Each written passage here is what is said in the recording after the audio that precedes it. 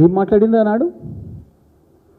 కేసీఆర్కి తెలియదు, తెలివి లేక ప్రధానమంత్రితో ఎట్లుండాలో తెలియక పైసలు తెచ్చుకోలే, ప్రాజెక్టులు తెచ్చుకోలే, నేను చూడు ఎట్లా తెస్తున్నావు రేపు. నిజమే, కేసీఆర్ 10 సంవత్సరాల కాలంలో 10 సార్లు కూడా పోటీ ఢిల్లీకి. నువ్వు రెండేళ్ళు కూడా కాదు, గట్టి 20 నెలల్లో నెలకు 2.5 సార్లు పోయినప్పుడల్లా 2 సార్లు 3 సార్లు 4 రోజులు ఉంటే దాదాపు నెలకు 10 రోజులు ఢిల్లీలో ఉన్నాం. ఇంకెక్కువనే ఉన్నాం, దాదాపు 300 రోజులు ఢిల్లీలో కావచ్చు లేదా బయట నీ విదేశీ పర్యటనలు, నీ అద్భుతమైన భాష పరిజ్ఞానాన్ని, ఆ పాఠవాన్ని ప్రదర్శించుకోవడం కొరకు. ఏంటిది సాధించింది? గప్పాలుంటే మామూలుగా లేవు, ఆయన మంత్రులై.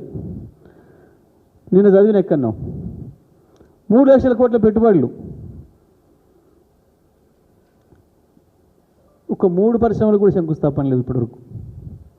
ఒక 3 కొత్త ఉద్యోగాలు తెచ్చింది లేదు, ప్రైవేట్ ఉద్యోగాలు. ఇచ్చిన హామీలు నెరవేర్చింది లేదు. కనీసం కేసీఆర్ చేసిచ్చిపోయిన వాటిని కొత్తగా అభివృద్ధి చేయకపోయినావు. ఇచ్చిన పద్ధతుల్లో 24 గంటల కరెంటు కావచ్చు, ఇంటికి మంచినీళ్ళు కావచ్చు, ప్రతి ఎకరాకి ఇచ్చిన సాగునీళ్ళు కావచ్చు, కనీసం గవి కూడా పాత పద్ధతిని కొనసాగిస్తూ కనీసం ఇవ్వలేకపోతున్నావు.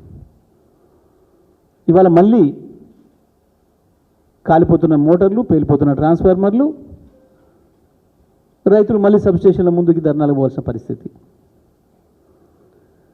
విత్తనాలు, నకిలీ విత్తనాలతోని అనేక మంది రైతాంగం నెత్తినోరు కొట్టుకుంటున్నారు.